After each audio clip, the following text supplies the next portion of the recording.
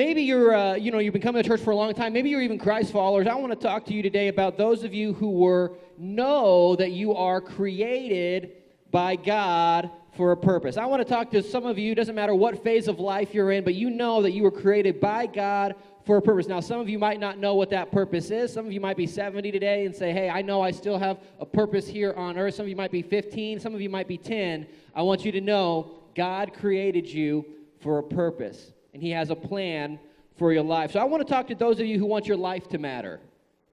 I want to talk to those of you today who you want to spend your life on something significant. You want to spend your time making an impact. I want to talk to the people in the room today who want your life to be bigger than you, have an everlasting impact.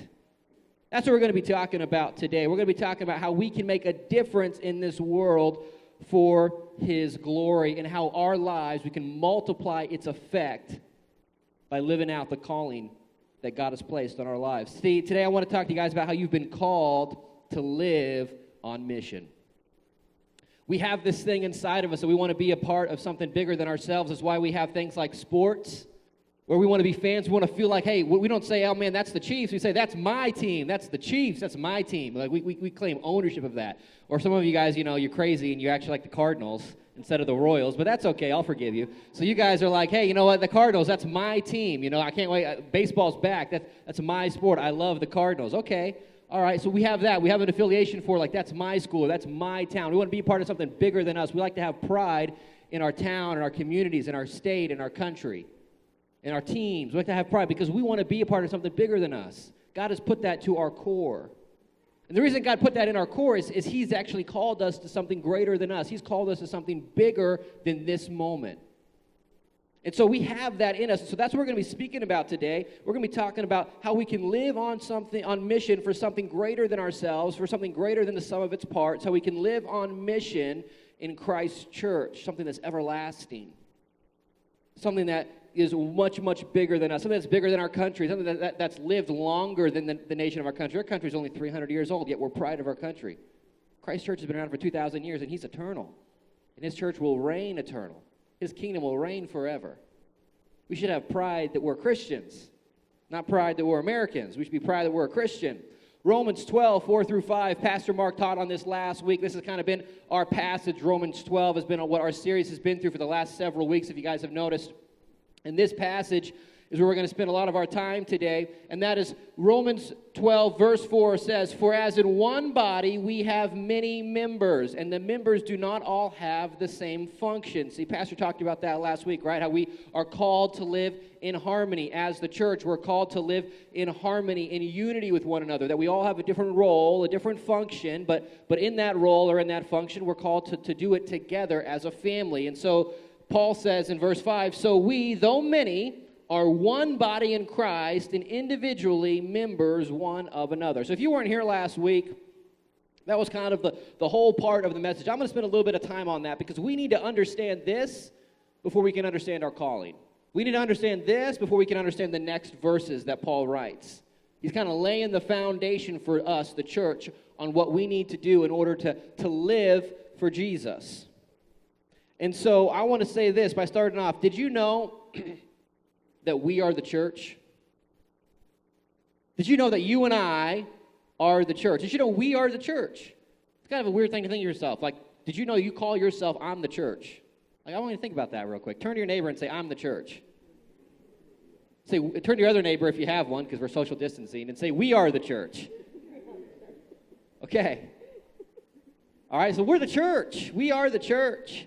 So God has different people doing different jobs, each with their own purpose, each with their own role, with their own calling. And then he uses all of those members, all of those people, and he puts them together, and that makes up the body. That makes up the body of the church. Now, he's the head of it, it says. He's the one who makes the decisions. He's the one who guides his church. He's the head of the church, but we are his body. We're his hands. We're his feet. Okay? That's how he does things on earth. He chooses to do life, to do his ministry, to do his work through his church, through us. And so we are the church. I want you to say that. We are the church. We're going to take ownership of that today. We're going to take ownership of the fact that we are the church, that we've been called to be his people.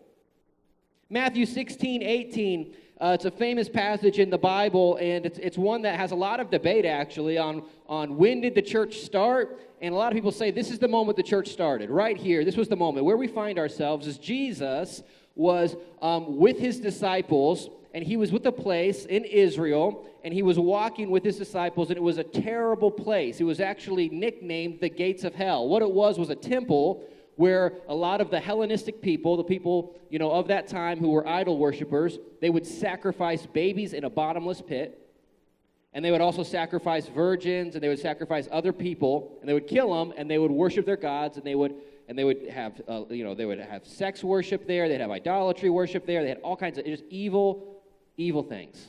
Evil things. It was nicknamed the gates of hell. The Jewish people hated that place. So Jesus takes his disciples, and he's with them. And then he reads this passage to them, and he's talking about his ministry. He's talking about his legacy. He's talking about what he wants to see happen after he's gone. He turns to Peter, one of his disciples. He says, and on this rock, talking about Peter's going to be the first one to help him start this. Because on this rock I will build my church, and the gates of hell shall not prevail against it. So he's saying the evils of this world, all the bad things that are happening in the world, none of that, all the sin, all the junk, all that will not win over my church. My church will win. And what I love about this passage is you guys notice the language here? I'm a sucker for language. I love it.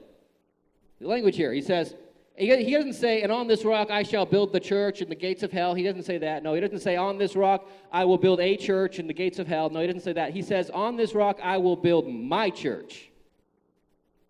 I will build my church. You see, Jesus had some possessive language there. He didn't say that I'm going to build a church or the church. He said, I'm going to build my church. He was proud of the church. He was proud of what he was going to build. He was proud of his people. He was proud of the people he was going to call out to become brothers and sisters under him who are going to live together. He's like, this is my church. These are my people. I love these people. These people are mine. I claim them. They're my kids. They're mine. Isn't it cool to think that River Church today, we're his church? That you and me are his church?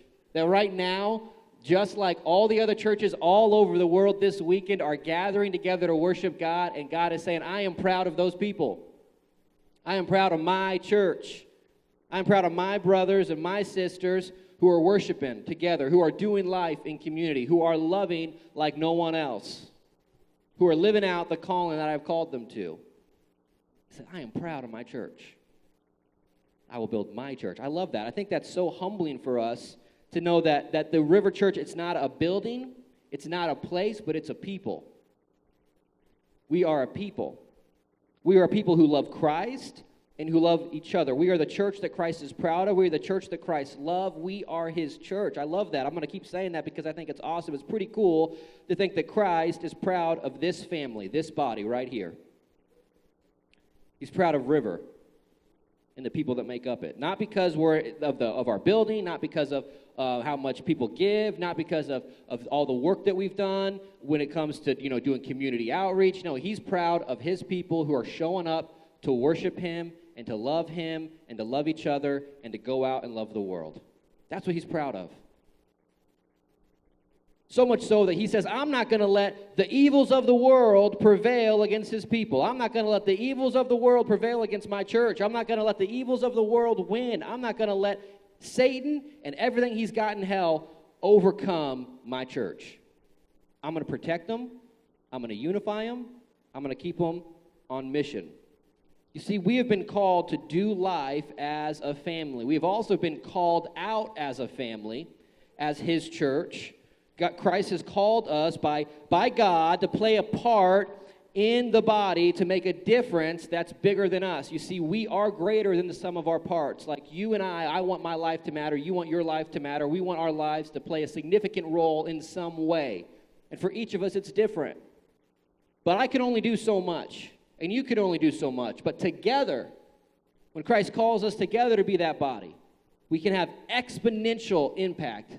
He can multiply our impact for eternity's sake. He can multiply our impact because he can unify all of our gifts, unify all of our talents, and he can use them for his glory. So he has called us out for more. So we've been called out as a church family for something greater than ourselves, for Christ, for his family, and for his mission. So we're going to be talking about that. I want to spend the rest of our time on that today, on your calling. I think calling's kind of a weird word, but before we dig in, I want you to turn to your neighbor again. I want you to say, you have been called. Oh, come on, church, you can do better than that. You have been called. Turn to your other neighbor and say, God called me. There we go. You see, we have been called, and if you catch this, if you catch that you've been called by God, it will radically transform your life.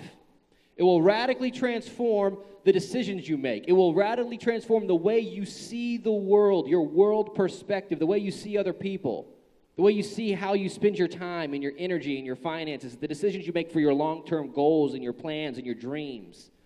If it gets down into your core that you understand that your life has been called for something greater, it changes the way you view the world. It changes the way you view yourself. It changes the way you view other people. It'll transform your life. It'll transform your life. Ephesians 4:1 gets down to what this idea of calling is. It says, therefore I, a prisoner, it's Paul. Let me back up real quick. It's Paul preaching. Or writing a letter, and he is in prison right now when he's writing this letter to his church in Ephesus, and he says, therefore I, Paul, a prisoner for serving the Lord, beg you to lead a life worthy of your calling, for you have been called by God. He says, I beg you. You don't see Paul beg. You don't see in any of his language, he's kind of a charismatic guy, he's kind of an outgoing guy. He's got, a lot of heavy opinions, very opinionated, and it's either his way or it's the wrong way. But he says to Ephesus here, I beg you to lead a life worthy of your calling, for you have been called by God. So he says that word. He says first we have to live a life that's worthy of your calling. We got to live a certain way. And then he says that you've been called by God. So we're actually going to work this backwards. You've been called by God. Because you've been called by God, you should live a life worthy of your calling, okay? So I'm going to flip it. You've been called by God, so you should live a life worthy of your calling. And the reason I'm saying that is because, brother, you were called for a reason. God had a purpose for you. Sister, God had a purpose for you. You were called for a purpose. Church family, you were called for a mission. God has a plan for you. Jeremiah 29, right? He says he has a plan for you. To prosper you and to use you for his kingdom. He doesn't want to harm you. It's going to be a good plan. So he's got a calling he's placed on your life.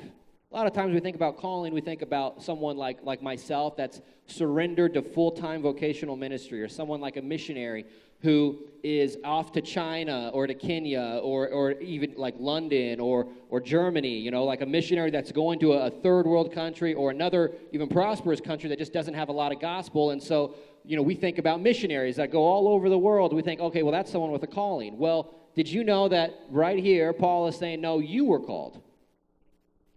You were called. If you got saved, if you're a Christian, if you are a Christ follower, you have been called by God. God called you to a purpose. He's called every one of us. You are not here today on accident. You are not here today because someone invited you here, because God wanted you here. God has placed a calling on your life. God has placed a calling on every one of you. You're not here on accident. God did not make a mistake in making you. God did not make a mistake in his plan for you. God has a plan for you, one that's going to play a significant role. But you have to live a life worthy of that calling. For you have been called by God. So some of you might be wondering, okay, I've been called, all right? I get that, Brennon. You said that word a lot. What does that mean, though? What does the word calling mean? Where does that even come from? Where does that idea even come from? Because we don't use that term in our everyday life. We don't use that term calling in our everyday life. We use it like a phone call. We don't think about it the way that God is talking about it. God's talking about it in a different way here, okay? He wants us to know that he has assigned us something greater than what we want to do for ourselves. He's got a better plan for you. And so how I know that is we're going to look at a couple of words. The first one we're going to look at is the Greek word for church. Now, the church, in its early church, when it first got started, that was the language, was Greek. And so a lot of the New Testament is written in Greek. And so it's good for us sometimes when they're naming things to understand kind of where that name comes from, because that helps us understand our identity. It helps us understand why we're doing what we're doing and what the original intent of that thing was. And so for the church, the original intent for the church was to be the ecclesia. Now, ecclesia is two words. It means ek, which means assembling. Ek means an assembly. It means a gathering of people. It means an assembly. And the next word is the word kaleo, or in this, the root word's kaleo, which means kalisa. So ecclesia is the assembling of the called out ones. Because kaleo means called out, that you have been called out. So if we go back to Ephesians 4 real quick, let's look at that verse. It says that I'm begging you. Let's pull up Ephesians 4 real quick. I'm begging you to lead a life that is worthy of your calling that you have been called to. Let's pull up Ephesians 4 so they can see it real fast. No, Ephesians 4. There it is. Because I'm begging you to lead a life worthy of your kaleo, of your calling. You've been called. Because you have been called kaleo by God. So if we go back to the word ecclesia now, we are a church. We are a gathering of people who have been called. A gathering of people who God saved. So when you got saved, God didn't just save you so that you could go to heaven. He did. He wants a relationship with you. But now he says, now that you're my son, now that you're my daughter, I am going to call you to something greater. I am going to call you out. Now you are my called out one. So now I want you to go to church. I want you to gather with other people. I want you to live in community because you're all, what? Many members of the same body. So I want you to gather together in church. And a church should be an assembly of people who have been called out into the world, who've been called out to go make a difference, called out to go preach, called out to go live for me. I have called you out so you can assemble together and then go out into the world. You are a called out ones. So God is saying that our lives should be about something greater than us. It shouldn't be us focusing on ourselves, but it should be us focusing on what God has called us to. Focusing on what God has called us to, which is himself, and to others. He has called us to gather together so we can worship him, and then he's called us out so we can go out into the world and show how great our God is. I think the best way to make sense of this is when you realize that when you were called by God, it kind of places weight on your life, and it kind of helps you realize how important all your decisions are. And I'll kind of jump up to the first way that we are called. The first way that we are called is we're called to be his children. We're called to be his children. And when you realize that, it kind of helps you understand your identity, and it helps you understand how God has wired you and called you now that you're his child. So let's think about it like this. First, when you accept Christ as your Lord, you become a child of God. I know this from Romans chapter 8, verse 15. It says, you have received the spirit of adoption as sons, by whom we cry, Abba, Father. So I'll stop right there. So it says we've been adopted into his family. We're no longer his enemies. We are now his kids. We're now his kids. And what I love about this is this language, Abba, Father. This in Greek, it doesn't mean like Holy Father. It means daddy. You see it also in Luke 11 when Jesus is teaching the disciples how to pray. And he blows their minds when they, a people who had a transcendent view of God, a view of God that was big and mighty, and they saw God like the judge, and they saw God like the holy universal being who they couldn't even approach, and they were afraid of the holies of holies because he would kill them if they had sin. One that they were afraid of and one that they had fear for. They wanted to fear the Lord and respect the Lord, which is all right because God is holy. That is true, but God is also loving and compassionate. And Jesus showed that off when he said in that prayer in Luke 11, Abba, Father, Daddy. And he shifted the disciples' worldview. Well, Paul does the same thing here. He's shifting the worldview that God is not just a transcendent God. God is not just a holy God who is separate from all the sin of the world, but God is also a compassionate God who is here in the midst of our problems and who cares and who loves us, and he's our daddy. And when you can understand that your identity is wired by a dad, that he has given you that identity, that he loves you and that he's for you and that he wants you to succeed, it changes the way you view your faith and you view yourself. Because now you don't come to God saying, God, I'm so sorry I messed up. Please don't beat me. God, I'm so sorry I messed up. Please don't hate me. God, I didn't do what you called me to do. Like, please don't kick me out of the house. I want to be your child still. That's not how it works. God knows we're going to make mistakes. God knew all the sin you were going to make before you ever committed it, and he still died on the cross for you. And he still called you to be his son and his daughter. And he still loves you, and he still gives you grace day by day by day because we need it. Our God is a compassionate God. You know, I took an ancestry test. You guys ever done that, one of those DNA tests to see what your, 23andMe or Ancestry.com, any of those? Okay, well, my father-in-law bought me one 2 years ago, and me and my wife, it sat on our shelves for 2 years. They bought it for us. Oh, that was a nice Christmas gift. That's cool. It was sat there for 2 years. We never did it. We're like, I don't know. I just don't want to put the spit in the thing. I don't want to do the whole thing.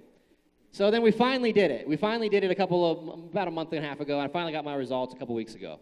It's kind of interesting, actually. It was interesting because they went in there and they sent me this email and they said, you're 16%, I think I'm 16% Irish and Scottish and a little Norwegian, and then I've got some English in me, I've got some Native American in me, I got some German in me. It was kind of, okay, it's what I figured, but it's kind of interesting. But the other part of it was because of my DNA, they're able to figure out who my family is. Now, that might not seem like that's that cool for you, but my dad is adopted.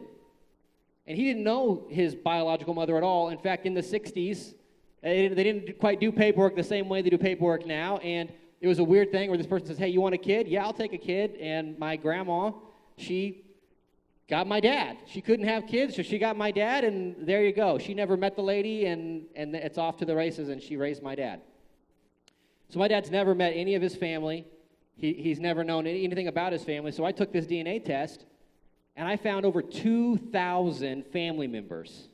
Turns out, a lot of them are on my mom's side, and they're, it figures out all the way to my greats, my great-grandparents, but it figures out my dad's got a huge family.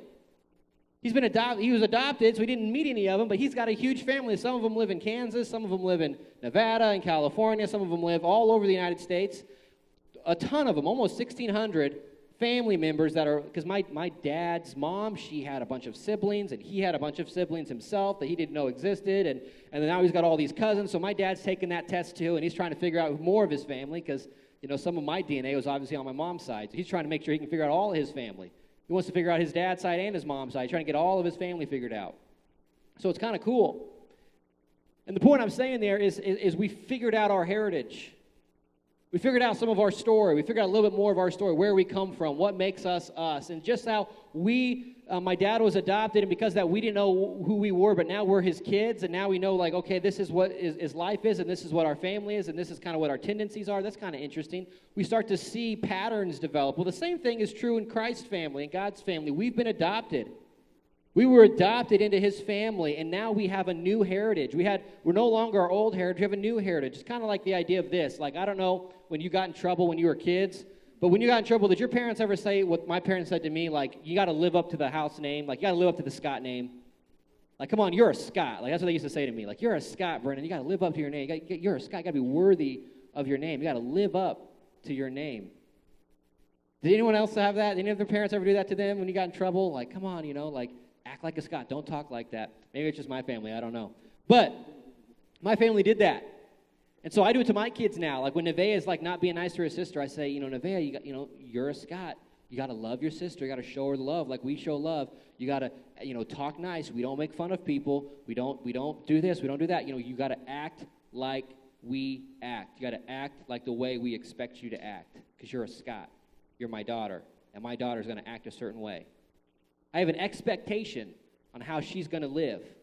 I have an expectation of what she's going to do with her life. I have an expectation of, this is how you conduct yourself if you're in my family. Anyone else grow up like that? Maybe I'm crazy. All right, I guess I'm crazy. I'm the only one. That's cool. Well, you know what? That's how we do it in the Scott household. And that's what we do. But guess what? You know what? That's what Jesus does too. He says, I called you, kids, to live a life worthy of that calling. I want you to live up to my name. You're Christians. I want you to live up to the name of Christ. want you to live up to what I've called you to do. So he's called us to be his children. And I think that puts weight on our decisions. I think that now we realize, okay, I've been called, and so I've got weight. Now that I'm his kid, I gotta, I want to make sure that I'm living up to the calling that God has for me. So, I don't know if your mind works like my mind, but basically, like, I'm going to be saying things like, man, do I go to this school or this school? Should I, when I surrendered to full-time ministry, I was like, man, what school do I go to? Man, where do I get my education at? Should I date this girl or this girl? Is this the right decision or is this the wrong decision? And then you start to play and you start to self-criticize and self-doubt, and you have to go through all these questions and, like, man, am I living up to what God has called me to live up to? And it starts to put weight on your life, because now you're starting to say, like God has called me for something greater than me. I want to make sure that I reach my full potential. I want to make sure that I make the most possible impact. If I'm throwing rocks, I want to make the biggest splash. I want to have the most ripples I can make. And I think God wants that for us. And so he's not just called us to be his children, but he's also called us to live out his mission. He's called us to live out his mission. You see, the early church, they weren't called Christians. Did you know that? You know what they were called? They were called the Way. Now, they didn't give that name themselves. What it was they lived so differently than everyone else around them as Christ's kids, that they lived so differently that the world around them started to take notice. Man, there's something different about them. What is it, man? And then, you know what? They love Jesus. You know what? They're living like Jesus' way of life is the only way of life. They're the way. They're living like their way is the only way. They're living like Jesus' way. And so they started to be called the Way because the world noticed that their way of life was different than everyone else's way of life. So they were called the Way. It's kind of interesting. And so we, over time, we went from being the Way to being a place and a people that started to meet in church. And we started to meet in church, not in homes, and started to do life more like church. We started to be called Christians. So we got a new term. And with that, we lost some of the sense that we were called to. We lost the mission that God called us to. Because in the Way, it's kind of in the name. You are called to live a certain way. You are called to live the way that his kids are supposed to live out his mission. Romans 12, verse 6. So here we are, we're all members. Then Paul goes on and he says, having gifts that differ according to the grace given to us, let us use them. Right there, let us use them. So we're the church. And he's called each and every one of you out, and he's giving you guys special gifts. And in that, he's saying, okay, Paul's saying, make sure you use them. Live out your calling. Use what God has given you in your space for his glory. Put our hands together. All of this for your glory.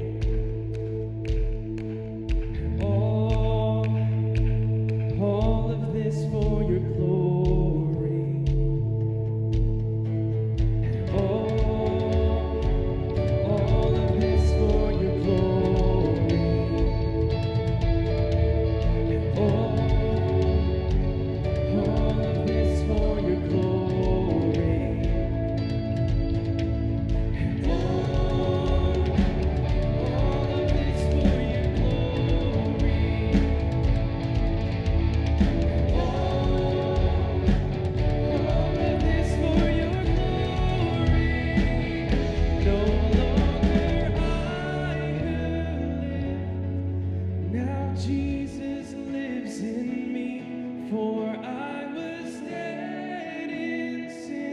But I woke up to see the light. 1, 2, 3.